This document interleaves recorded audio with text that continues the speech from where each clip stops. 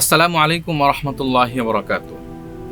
জীবনের অনেক সম্পর্কের ভিড়ে দাম্পত্য জীবন হলো এমন একটি বন্ধন যা শুধু ভালোবাসা নয়, বরং ঈমান, আমানত এবং এবাদতের অনন্য একটি অংশ।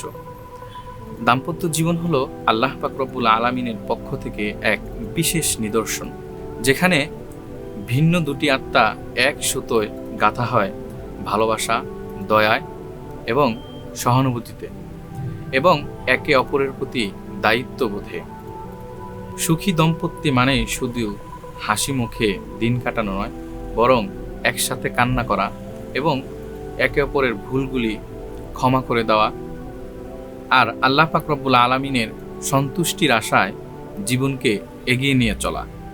তাই জান্নাতের এই পথে হাতে হাত রেখে কিভাবে আমাদের জীবনকে সুখময় করতে পারি এবং দাম্পত্য জীবনের এই সফরকে কিভাবে মজবুত করতে পারি এবং আরও বরকতময় করতে পারি, সেই বিষয়ে আমাদের কিছু করণীয় এবং কিছু বর্জনীয় কাজ আছে।